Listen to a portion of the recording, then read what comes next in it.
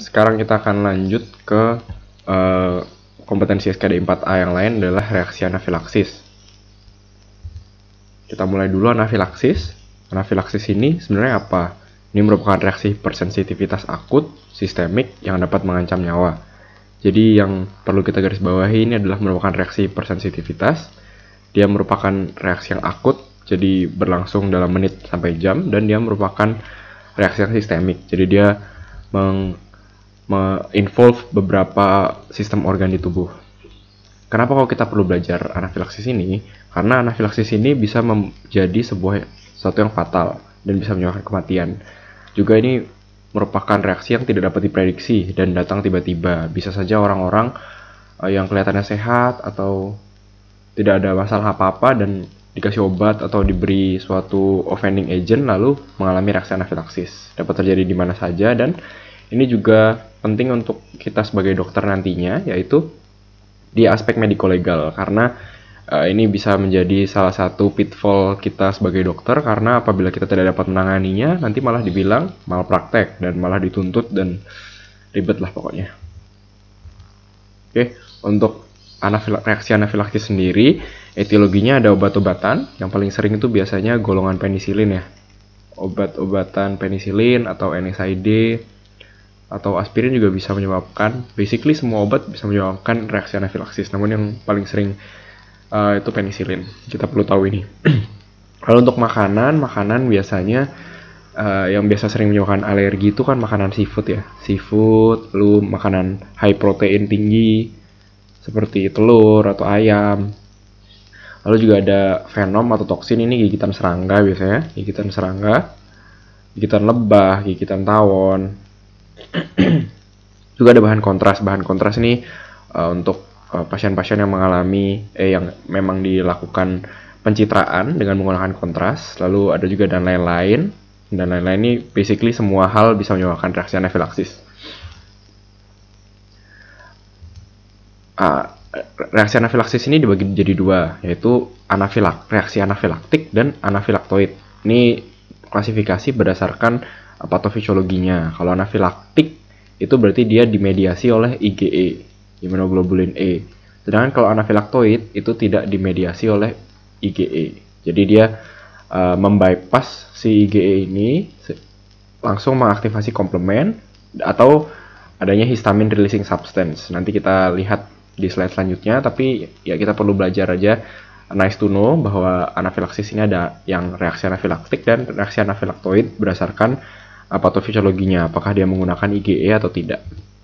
Nah, ini untuk patofisiologinya ini saya mulai dulu dari anafilaktik ya, anafilaktik yang menggunakan IgE ya. Jadi kalau misalnya ada antigen ini dari sesuatu yang masuk ke dalam tubuh, entah kita makan, diinjeksikan, lalu akan diambil oleh antigen presenting cell. Nah, di sini kan akan ditunjukkan ke si T helper cell melalui MHC kelas 2. Lalu di T helper cell ini akan mengaktifasi sel beta. Nah, sel beta ini akan menghasilkan IgE. Nah, di IgE ini akan menempel ke sel mas.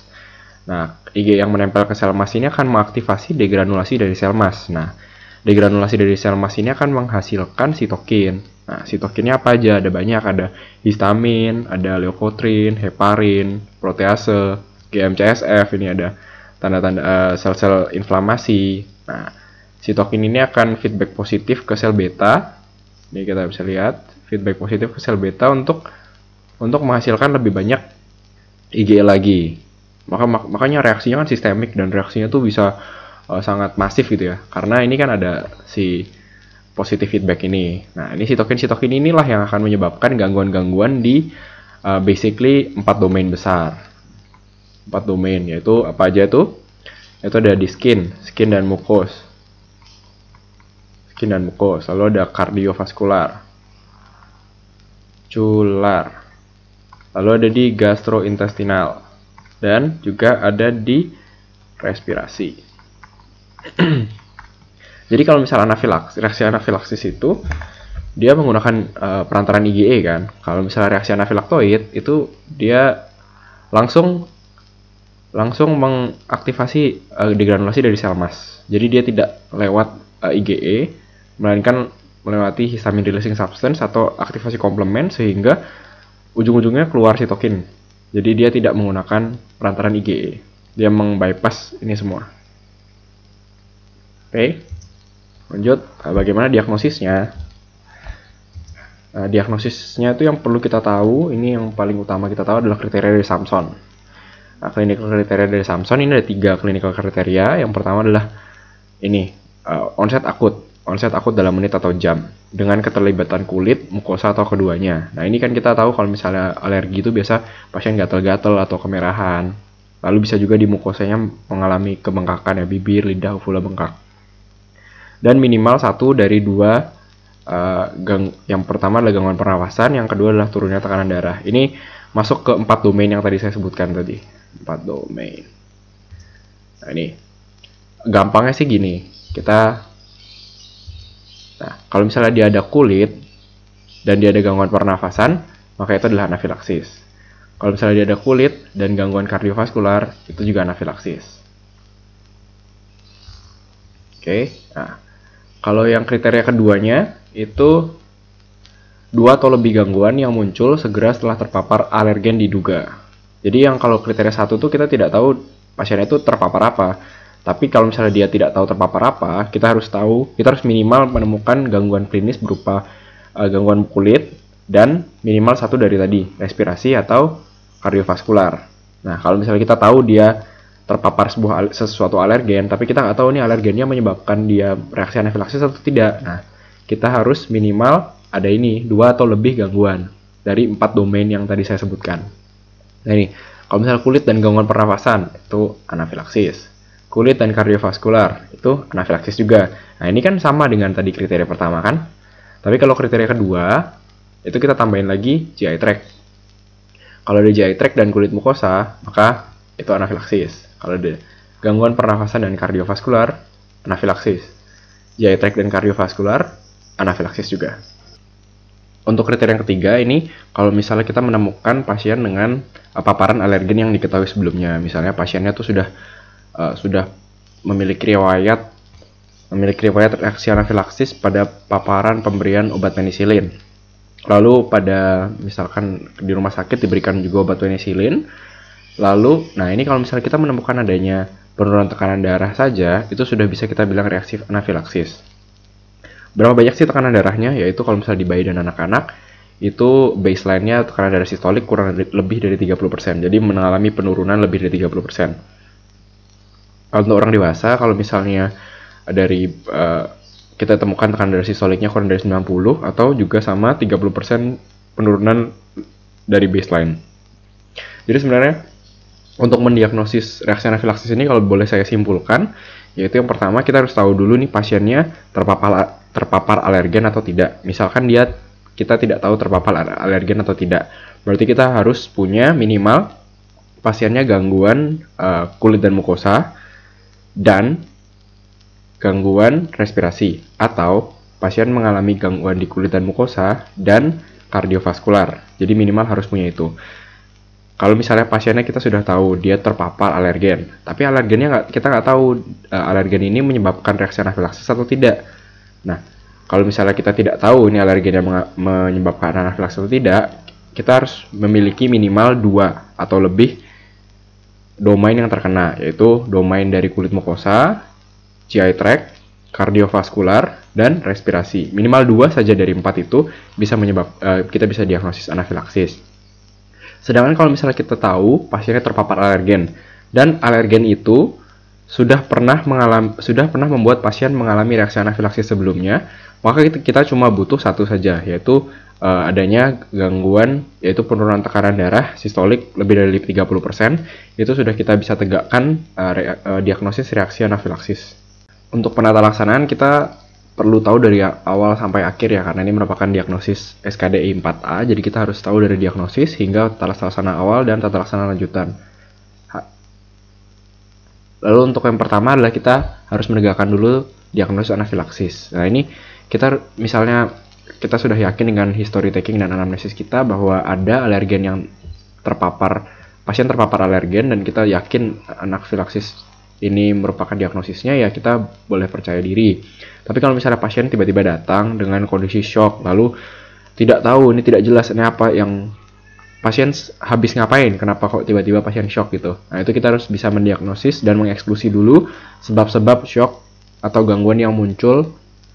Apakah itu shock distributif, shock kardiogenik, dan shock atau shock hipovolemik. Makanya kita perlu melakukan pemeriksaan dasar dulu. Namun yang ingin saya tekankan adalah shock kardiogenik. Nah, ini kalau misalnya pasien biasanya datang dengan kondisi ACS ya, ACS yang akut, lalu pasien mengalami shock. Nah, ini kenapa kita harus tahu mengeksklusi ini, karena berhubungan dengan penata laksanaannya, yaitu pemberian epinefrin. Seperti yang kita tahu, epinefrin ini kan merupakan obat alfa dan beta agonis kuat, di mana obat ini akan menyebabkan pompa jantung tuh bekerja makin keras kan. Nah, kalau misalnya pasien dengan shock kardiogenik, lalu kita paksa lagi dengan pemberian epinefrin, maka jatuhnya akan menyebabkan jantungnya bekerja lebih kuat, dan itu justru malah akan memperburuk kondisi shocknya. Jadi kita perlu adjustment dari dosis epinefrinnya. Oke, kita lanjut. Setelah kita menegakkan diagnosis anafilaksis ini, kita hentikan dulu pemberian agen pemicu. Agen pemicu apa aja? Tadi kalau misalnya pemberian antibiotik atau pemberian produk darah biasanya, kalau pasien dengan transfusi darah, kita harus hentikan dulu, lalu kita berikan oksigen flow tinggi. Oksigen flow tinggi ini tujuannya untuk memperbaiki perfusi ke jaringan. Lalu kita berikan obat yang pertama dan utama. Kita injeksikan secara intramuskular adrenalin atau epinefrin dengan pengenceran 1/1000, 0,3 sampai 0,5 ml. Nah, ini biasanya epinefrin itu datang dengan ampul 1 ml ya, di mana 1 ml itu isinya 1 mg. Karena kita hanya butuh 0,3 sampai 0,5 ini, ya kita cuma butuh kayak 1/3 sampai 1/5, dan kalau misalnya habis dipatahin ya jangan dibuang dulu, karena pemberian epinefrin ini dapat diulang dalam 5-15 menit kalau misalnya tidak didapatkan adanya perbaikan. Oke, nah ini pemberiannya tuh di mana aja, bisa diberikan intramuskular, bisa DIP IM, bisa IV. Kalau misalnya yang mudah biasanya kita berikan di IM ya, IM tuh biasa di deltoid, atau kalau misalnya kita butuh yang bagus ya kita berikan di DIP IM. DIP IM tuh di mana di sepertiga lateral dari paha, ditusukkan di situ. Lalu kalau misalnya setelah kita temukan pasiennya sudah stabil dan hanya bila stabil, kita bisa lanjutkan ke pemberian antihistamin. Antihistamin 10-20 mg IM atau IV pelan. Nah, ini antihistamin ini sebenarnya bukan merupakan terapi utama dari anafilaksis ini sendiri, karena antihistamin kalau misalnya kita berikan di awal nanti akan menyebabkan vasodilatasi dari pembuluh darah, dan itu malah justru akan memperburuk reaksi shocknya. Jadi hanya ketika kita temukan pasien sudah stabil, baru kita bisa berikan antihistamin. Setelah itu kita bisa tambahkan dengan pemberian 1-2 liter cairan bila gambaran klinis shock tidak merespon terapi. Nah, ini pada semua pasien shock pada dasarnya kita perlu berikan cairan ya. Bahkan shock kardiogenik pun kita perlu berikan cairan, tapi tentunya tidak banyak. Yaitu nanti kita bahas di lain kali. Lalu kita bisa juga memberikan kortikosteroid untuk pasien yang serangan berulang atau pasien dengan asma. Kan steroid itu kan antiinflamasi kuat ya. Jadi untuk pasien asma di mana terjadi inflamasi dan sekresi mukosanya banyak, maka kita bisa pertimbangkan pemberian kortikosteroid. Ini ada jenis-jenisnya: metilprednisolon, dexamethasone, hidrokortison. Lalu kita juga bisa pertimbangkan pemberian SABA, short acting beta agonis. Yang paling mudah dan paling gampang itu kan salbutamol ya, pemberian salbutamol untuk pasien dengan bronkospasme berat. Lalu juga kalau memang sangat dibutuhkan, kita bisa berikan obat-obatan vasopresor, yaitu dopamin dan dobutamin dengan dosis titrasi. Tapi tentunya kita harus perhatikan dulu pasiennya tuh shocknya kenapa gitu. Kalau misalnya pasien shock kardiogenik ya jangan. Oh iya, untuk pasien shock kardiogenik biasanya kita berikan untuk dosisnya tuh 0,1 sampai 0,2 intramuskular. Untuk alasan yang tadi sudah saya jelaskan ya. Lalu kita observasi pasien selama 2-3 hari. Ya, ini kalau misalnya memang reaksi anafilaksisnya berat. Kenapa sih kita observasi lama banget? Kenapa nggak bisa kalau misalnya udah stabil pasiennya kita pulangin? Karena di reaksi anafilaksis ini ada yang disebut biphasic reaction. Jadi pasien ketika sudah mengalami serangan pertama, dia akan turun kan karena itu. Tapi kalau misalnya memang penata laksanaannya kita tidak bagus, maka dia akan bisa menjadi serangan kedua yang bahkan lebih tinggi, lebih parah dan lebih bandel penata laksanaannya. Makanya ketika kita sudah menstabilkan pasien, maka kita perlu berikan obat-obatan kortikosteroid, antihistamin yang oral, antihistamin oral. Nah, kita harus perhatikan dan kita harus observasi dulu. Jadi di rawat inap dulu selama 2-3 hari untuk mencegah ini bifasik atau namanya tuh second attack dari anafilaksis. Kita berikan kortikosteroid dan antihistamin oral kurang lebih 3 hari. Nah, ini untuk orang tua yang tadi saya bilang, dosis adrenalinnya tuh 0,1 sampai 0,2 cc per kilogram berat badan, interval 5-15 menit. Oke, kurang lebih udah ngerti ya untuk penata laksanaannya. Disimpulkan, jadi harus diagnosis dulu, lalu kita hentikan, langsung nggak usah ribet-ribet. Kalau misalnya udah jelas pasien dengan anafilaksis, langsung berikan adrenalin 0,3 sampai 0,5 dihajar di IM atau di PM di sepertiga lateral dari paha. Untuk lain-lainnya nih ya nanti kita ketika sudah diberikan adrenalin baru kita bisa pikir, kita bisa buka buku lagi, oh ya ini kita harus berikan apa. Oke, lanjut ke terakhir, kita lihat di contoh soal. Contoh soal, Tuan Budi 64 tahun. Oke, 64 tahun meningkat resiko cerebral vascular disease. Jadi kita perlu berikan EKG. Oke. Berikan EKG. Kita lakukan EKG. Mengeluh lemas. Lemas 10 menit setelah diinjeksikan obat antibiotik ceftriaxone preoperasi. Dari pempis didapatkan Tuan Budi tampak pucat. Tekanan darah 60 per palpasi dengan pulse rate 110 kali. Dan RR 28 kali. Pasien terlihat megap-megap dengan saturasi oksigen 85%. Oke, dari kronologisnya sih kita lihat pasien diinjeksikan obat antibiotik, lalu 10 menit kemudiannya pasien mengeluh lemas. Kalau misalnya kita ketemu pasien seperti ini, yang pertama kali kita lakukan adalah kita akan TTV terlebih dahulu kan. Nah, di TTV ini kita lihat tekanan darahnya langsung rendah di 60 per palpasi kan. Berarti ada gangguan di kardiovaskularnya dengan heart rate yang meningkat. Oke, ini kompensasi yang normal dengan respirasi rate yang meningkat juga. Pasien terlihat megap-megap dengan saturasi oksigen 85%. Pertanyaannya, apa yang kamu lakukan? Yang pertama kali kita lakukan adalah kita akan menegakkan dulu diagnosisnya kan. Ini dari anamnesis dan history taking kita sudah lihat, oh ini ada pasiennya mengalami ini setelah saya injeksikan obat antibiotik ceftriaxone. Jadi sudah lumayan mengarah jelas lah bahwa kalau misalnya ini merupakan reaksi anafilaksis. Tapi kita perlu tahu juga ini kan pasiennya sudah tua dan dia memiliki resiko cardiovascular disease yang meningkat. Jadi kita kalau misalnya kita ada keluarganya, kita perlu tanyakan dulu apakah ada riwayat jantung atau tidak. Nah, atau juga bisa kita lakukan EKG untuk mengetahui adakah serangan jantung atau ACS yang datang bersamaan dengan reaksi anafilaksis ini, karena kadang-kadang shock anafilaksis dan shock kardiogenik ini bisa saling bertimpa ya, jadi memang agak sulit. Nah, kalau misalnya kita sudah menegakkan diagnosisnya, kita sudah dapatkan diagnosisnya tegak, lalu kita lanjutkan dengan pemberian obat-obatan. Yang pertama adalah kita berikan dulu oksigen high flow. Tentunya kita harus berhentikan dulu ya pemberian antibiotiknya ya. Lalu kita lanjutkan ke oksigen high flow. Lalu kita berikan obat adrenalin. Nah, adrenalin ini kita ambil 1 ampul, patahin. Lalu kita ambil berapa? Ini karena dia 64 tahun dan orang tua. Jadi kita bisa berikan 0,1 sampai 0,2 ya. 0,1 sampai 0,2 kita injeksikan secara IM atau DPM. Lalu kita observasi, kita bisa ulang 5-15 menit. Nah, ini masih di IGD nih semua nih, saya yakin. Adrenalin semua 5-15 menit bisa diulang. Lalu kalau misalnya memang sudah membaik, baru kita bisa lanjutkan ke pemberian antihistamin. Nah, pemberian antihistamin, pemberian kortikosteroid. Lalu juga kita akan rawat inap untuk mengobservasi selama minimal ya 2-3 hari. Udah, harapannya seperti itu. Nah, ini jadi yang pengen saya tekankan adalah di soal-soal UKM-PPD dan nanti ketika kita jadi dokter adalah kita harus bisa minimal ini aja. Ini. Kita harus bisa ini, karena ini adalah hal yang sangat penting ya. Jadi ini adalah yang akan menyelamatkan pasien.